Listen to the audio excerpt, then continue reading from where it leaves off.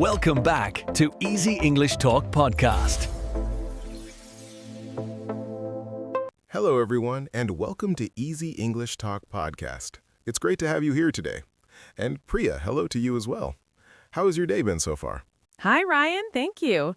My day has been quite good, actually. I've been preparing for today's episode and thinking about how we can make this useful for everyone. How about you? How are things going on your end? I'm doing well, thank you for asking. I've been looking forward to this conversation. It's always nice to sit down and talk about something helpful. So, listeners, we'd love to know where you're joining us from today. Are you listening from home, maybe during a commute, or perhaps while working? Yes, please do share in the comments below. We always enjoy hearing from you. And Ryan, should we also ask them about their progress? Absolutely. We'd also like to know if this podcast is helping you improve your English and grow personally. Are you finding value in these episodes? Please let us know your thoughts in the comments. We read them and we truly appreciate your feedback. Your support means a lot to us. And speaking of today's discussion, I think many people will find this topic very practical. It's something that comes up in everyday conversations constantly. Today we are discussing how native speakers really use for versus to in daily English. Now, Priya, why do you think this particular topic causes so much confusion for English learners? That's a great question to start with, Ryan. I think the main reason is that both words are so small and so common. People see them everywhere, but the rules feel unclear. In many cases, the difference seems very subtle, and learners often wonder if it even matters which one they choose. Right, and I think another issue is that in textbooks, the explanations can feel too technical. People learn about infinitives and purposes, but then in real conversations, they're not sure which word sounds natural. Have you noticed that hesitation when people speak? I have, yes. Many learners pause before choosing between to and for because they're trying to remember a grammar rule. But native speakers don't think about rules at all. They just say what sounds right based on patterns they've heard thousands of times. That's where the real challenge is. Exactly. So when someone learns English as a second language, they need to understand not just the grammar, but also the natural patterns. Otherwise, they might say something that's technically correct, but sounds awkward or unnatural to a native speaker. And I think that's what many learners want most. They don't just want to be understood, they want to sound natural, confident, and fluent. They want to communicate the way native speakers actually do in daily life. So let's address the core problem here. Why do people mix up for and to so often? What's happening in their minds when they're trying to choose? Well, one major issue is that in many languages, one word can cover both meanings. So learners translate directly from their native language and assume English works the same way. But English makes a very clear distinction between these two words in most situations. That makes sense.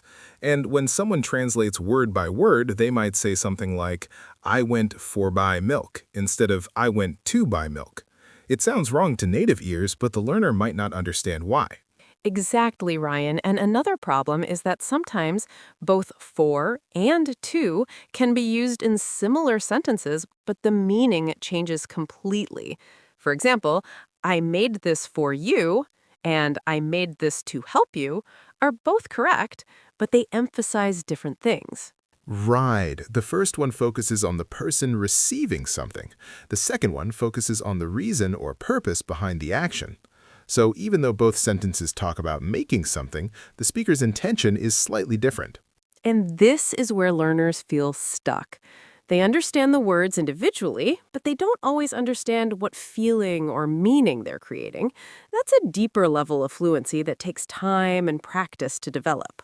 So let's start breaking this down step by step. What should people understand first about how native speakers use to in daily English? The most common and important use of to is when you're expressing the purpose of an action. When you do something in order to achieve a result, you use to before the verb. For example, I wake up early to exercise, or she studies hard to improve her skills. Those are clear examples. The action comes first, then to introduces the reason or goal. Native speakers use this structure all the time without thinking about it. It's completely automatic. Yes, and what's interesting is that this works in almost every situation. Whether you're talking about your daily routine, your work, or your goals, to shows direction towards a purpose. I called you to ask a question.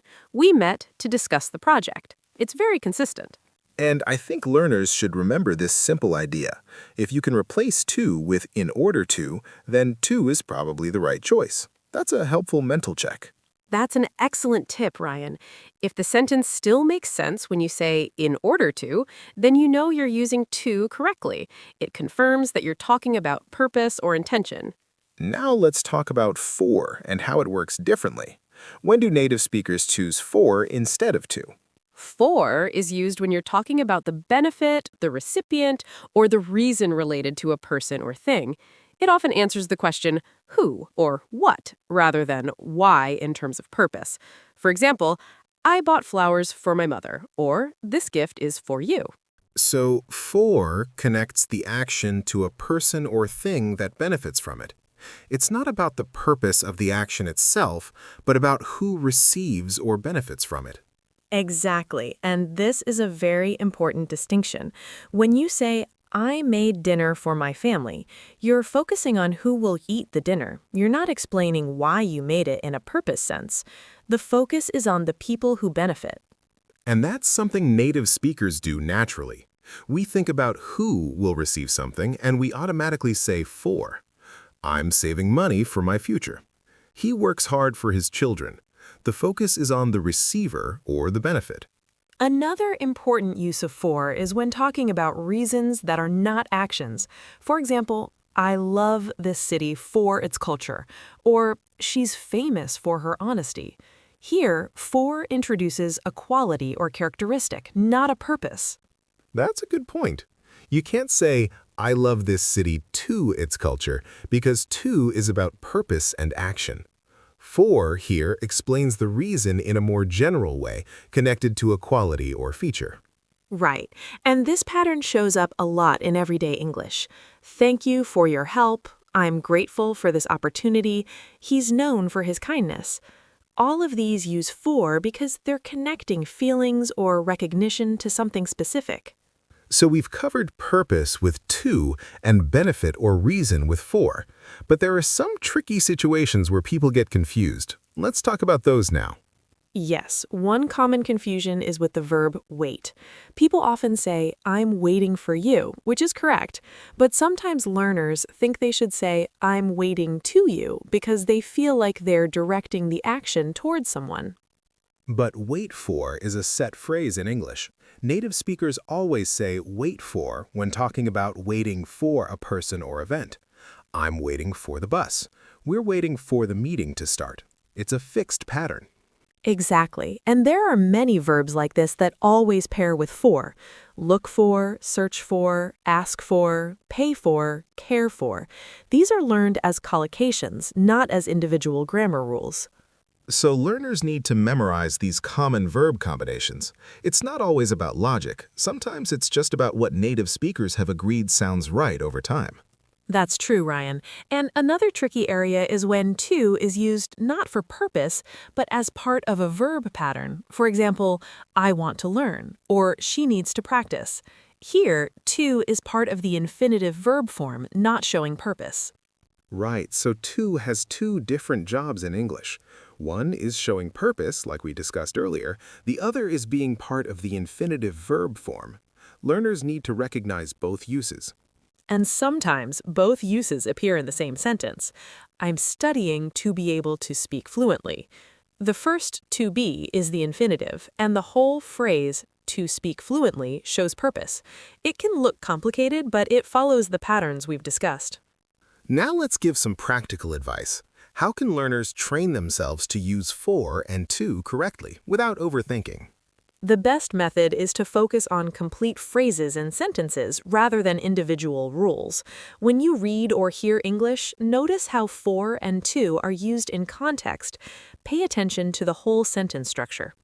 That's great advice. Instead of memorizing to equals purpose, just remember sentences like, I exercise to stay healthy, and use that as a model. Then you can replace the words but keep the same structure. Exactly. And for for, remember sentences like, I bought this for my friend, and use that pattern.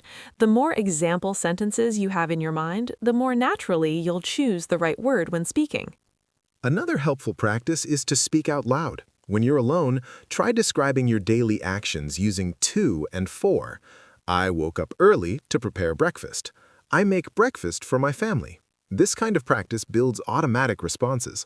Yes, and it's also helpful to notice when native speakers use these words in movies, podcasts, or conversations. Don't just listen passively. Actively notice the patterns and repeat them to yourself. That's how your brain learns what sounds natural. I think it's also important to remember that making mistakes is completely normal. Even if you mix up for and to, people will usually understand you. The goal is gradual improvement, not perfection. Absolutely, Ryan. Communication is the priority. As you practice and pay attention, your accuracy will naturally improve. Don't let fear of mistakes stop you from speaking and expressing yourself. Now let's look at some specific everyday situations where people commonly use these words. That way, listeners can see how this works in real life. Good idea. Let's start with talking about daily routines. How would someone describe their morning using to and for? They might say, I wake up at 6 to have enough time for breakfast. I prepare coffee for myself and my partner. Then I go to the gym to exercise for 30 minutes. Perfect example. You can see to have shows purpose, for breakfast shows the benefit or allocation of time, for myself and my partner shows who receives the coffee, to exercise shows purpose again, and for 30 minutes shows duration. And that brings up another use of for that we haven't mentioned yet. For is often used with periods of time to show duration. I studied for 2 hours. She lived there for 5 years. Yes, that's very common. Native speakers use for automatically when talking about how long something lasts. I've been waiting for 20 minutes. We talked for a long time. This is different from purpose or benefit, but it's equally important. What about at work? How do people use for and to in professional settings? At work, you might hear things like, I'm preparing this report for the manager, or I need to finish this project to meet the deadline. You can see the same patterns. For the manager shows who benefits, and to meet the deadline shows purpose. And in meetings, someone might say, I'm calling this meeting to discuss our strategy, or this presentation is for the clients. Again, very natural uses based on the patterns we've discussed. Another workplace example is, I'm working hard to get a promotion, and I'm doing this for my career growth. Both are correct, but they emphasize different aspects of the same situation. What about social situations? How do these words appear when people are talking about their personal lives? In social contexts, you hear things like, I'm going to the party to see my friends, and I bought a gift for Sarah's birthday. Or, I'm learning to cook, and I'm cooking dinner for my family tonight. Those are very natural examples, and I think what's interesting is that native speakers mix these patterns constantly in normal conversation without any difficulty. It all flows together smoothly. That's because the patterns are so deeply learned that they become automatic. And that's what learners should aim for, too. Not perfect grammar knowledge, but automatic, natural use based on familiar patterns. Let's talk about some common mistakes that learners should avoid. What are the typical errors you've noticed? One very common mistake is saying, I go to school for learn English, instead of I go to school to learn English. People add for before a verb when they should use to for purpose. Yes, and the opposite happens too. Someone might say, this is to you, instead of this is for you when giving something. They're thinking about direction instead of benefit. Another mistake is with expressions like thank you to your help instead of thank you for your help. These fixed expressions must be learned correctly because changing the preposition changes the meaning or makes it sound wrong. And sometimes people overcomplicate things. They might say, I went to the store for to buy bread, using both words when only to buy is needed. Simplicity is better. That's true. When in doubt, choose one clear structure and stick with it. Don't try to combine both unless you're absolutely sure it's correct. Now, are there any situations where both for and to can be used, but with different meanings? Yes, definitely. For example, I work for this company means you're employed by them, but I work to support my family shows your purpose or motivation. Both are correct, but they communicate different ideas. Another example is, I'm here for you, which means I'm available to support you. But I'm here to help emphasizes the purpose of being there. Subtle difference, but native speakers feel it clearly. And I did it for fun emphasizes the reason based on enjoyment, while I did it to have fun emphasizes the purpose or goal. Again, both work, but the focus shifts slightly. These subtle differences are what make English rich and expressive. As learners become more advanced, they can start to feel these nuances and choose the word that best matches their intention. Exactly. At first, just focus on the main patterns. Later, as you gain more experience, you'll start to sense these finer distinctions naturally through exposure and practice. Let's talk about how learners can check their own usage. What's a good self-correction strategy? One helpful method is to pause after you speak and replay what you said in your mind. Ask yourself, was I talking about purpose or benefit? Did I use the right word? This kind of self-monitoring builds awareness. And when you're writing, you have more time to think. Before you finish a sentence, check whether for or to makes sense. Read it out loud and see if it sounds natural to your ear. You can also use online tools or language learning apps that provide feedback, but the most valuable feedback comes from real conversations with native speakers or advanced learners who can gently correct you. That's true. And when someone corrects you, don't feel embarrassed. Instead, repeat the correct sentence out loud right away. That helps your brain replace the wrong pattern with the right one. Another useful technique is to keep a small notebook of correct sentences you've learned. When you hear a native speaker use for or to in a way that sounds good, write it down. Review these examples regularly. Building a personal collection of natural sentences is very powerful. It's like creating your own reference guide based on real English, not just textbook rules. And over time, these examples become part of your active vocabulary. You'll find yourself using them automatically without having to think about the grammar first. Now, let's discuss some common phrases that use for or to that every learner should know. Sure. With to, you have phrases like to be honest, to tell the truth, to make matters worse, and to sum up. These are very common in conversation and writing. Those are great examples. And with for, you have for example, for instance, for sure, for now, and for good, which means permanently. Yes, and there are also phrases like to my surprise, to some extent, and to this day. These are idiomatic and can't be changed to for, even though they might seem like they're about reason. And you can't say for be honest or for tell the truth. These phrases are fixed, and learners need to memorize them as complete units. Exactly. This is where reading and listening widely really helps. The more you encounter these phrases in context, the more familiar they become. What about expressions related to emotions and reactions? Good question. You say I'm happy for you when someone has good news, showing that their happiness benefits them. But you might say I'm happy to hear that, showing your reaction to the information. Another example is I'm sorry for the delay versus I'm sorry to hear that. The first one takes responsibility for something that affects others. The second one expresses sympathy about news you've received. And with gratitude, you say thank you for coming or thank you for your time. You don't say thank you to coming because for is used with nouns or gerunds after these expressions, not infinitives. These emotion-related phrases are very common in daily English, so getting them right makes your speech sound much more natural and polite. Absolutely. And politeness is such an important part of communication. Using the right preposition in these phrases shows cultural awareness and language competence. Let's move toward wrapping up our discussion. What would you say is the single most important thing for learners to remember about for and to?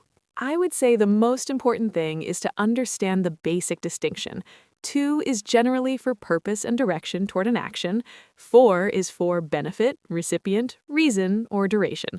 If you understand that core difference, you'll be correct most of the time. That's a very clear summary, Priya. And I would add that learners shouldn't be afraid to use these words. Even if you make a mistake, you'll learn from it. Communication is about practice, not perfection. Exactly. And the more you use English in real situations, the more these patterns will become second nature. Your brain will start to recognize what sounds right without conscious effort.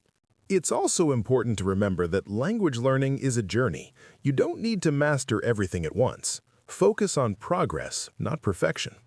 And celebrate small victories. When you notice yourself using for or to correctly without thinking, that's a sign of real progress. It means the pattern is becoming automatic. I think we've covered this topic thoroughly. Let's summarize the main points for our listeners before we finish. Sure. First, remember that to is mainly used for purpose. When you do something in order to achieve a goal, use to before the verb. I study to improve is a perfect example. Second, for is used for benefit, recipient, or reason connected to a person or thing. I made this for you, or I'm grateful for your support show this pattern clearly. Third, pay attention to fixed phrases and verb combinations. Some verbs always go with for, like wait for or ask for. Learn these as complete units, not separate words. Fourth, for is also used with time duration.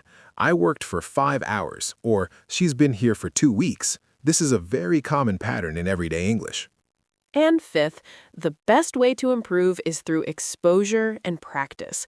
Listen to native speakers, notice the patterns, and practice speaking out loud regularly. Those 5 points cover the essentials. If listeners remember these, they'll handle most situations correctly and sound much more natural.